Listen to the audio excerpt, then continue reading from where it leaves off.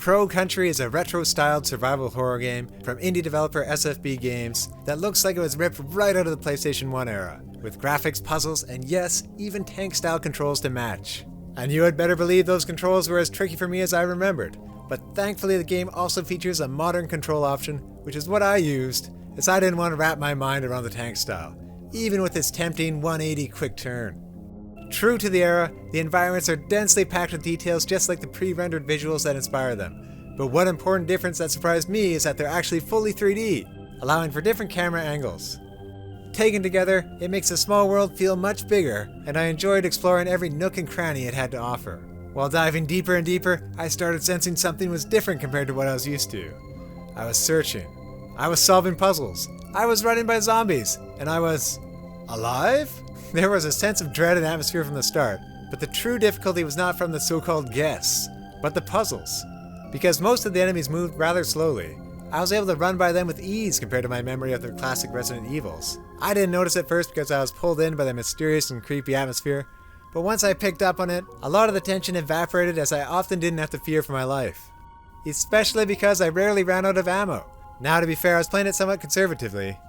But for better or worse, handgun ammo can be replenished at any time with a short journey back to your car. There are also crates, barrels, and glass bottles you can shoot for potential ammo and health, although they don't always pay off. Alongside vending machines you can kick, and trash cans you can reach in. Yuck. And sadly, crows aren't items in feathery disguises here. I did appreciate one alternative puzzle solution that required me to burn through a significant amount of scarce flamethrower fuel, giving it quite a meaningful choice. It's not a total cakewalk. The difficulty does rise whenever there are 2 or more zombies in a small room, providing limited time and space to shoot. And around the midpoint of the game, the difficulty ramps up a bit with more traps and more zombies placed in previously explored areas that I encountered when backtracking, even if it wasn't anything too difficult. Plus, the boss fights do have a nice sense of tension, and caused me quite a bit of stress as I tried to solve puzzles while fleeing them at the same time. It reminded me a bit of the fantastic Jeff chapter from Half-Life Alyx, which is a great fit for Crow Country's style. As a survivor horror game, Crow Country isn't especially scary, but it can certainly be unnerving. While there are a handful of jump scares, it's more about the unsettling atmosphere than anything else. Piles of flesh and teeth that slowly approach you are gross, while rotting kid-like zombies and ones with no arms give the feeling of something being more wrong than usual. And while some zombies are a tad goofy like a janky collection of sticks and spears, they still demand respect because of their size. The dilapidated, closed theme park setting makes for a wonderfully creepy atmosphere, even if you can't go on the rides. But the mystery of what happened 2 years prior made that easy to overlook. The dimly lit corridors complete with foreboding music and creepy sound effects underscore what horrors might be lurching within. And it's all aided by varied weather effects that change throughout the adventure that complement the atmosphere.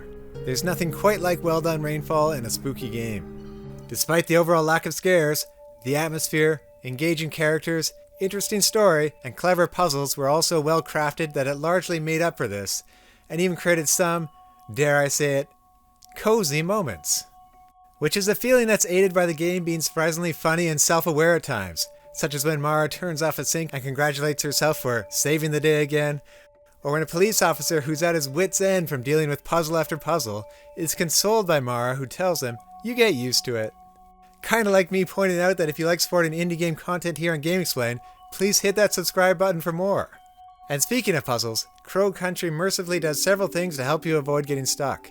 First, there is a hint system that provides up to 10 hints during the course of the game. Second, all the clues that you encounter around the park are kept in books by save points, and you can read these again later to refresh your memory, and I found it to be rather useful. Often the game foreshadows puzzles that you can keep an eye out for solutions.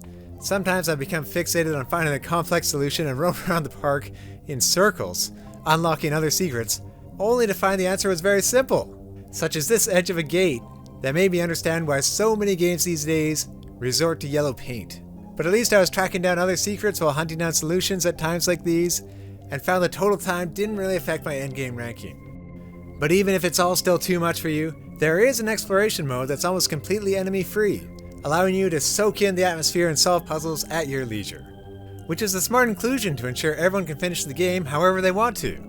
I even played through it again myself entirely in this mode after beating survival horror mode, and for the most part it works well without zombies shambling around. It's only a bit odd when the music ramps up for encounters that never materialize, or else some moments like a crate that breaks with no zombie inside, which did make it feel a little hollow. Literally.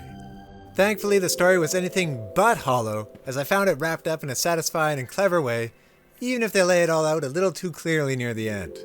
Crow Country succeeds largely with its emphasis on atmosphere and storytelling, wrapped up within a compelling setting that is creepy and fun to explore. Its unique retro presentation, sandwiched with modern controls and focus on puzzles, make it accessible for newcomers to the survival horror genre, while giving more experienced players a chuckle from its self-aware tropes. Overall, I liked Crow Country a lot, and scored an 8 out of 10. Thank you for watching this GameXplain review. Let me know in the comments if you'll be checking out Crow Country on PS5 or Steam.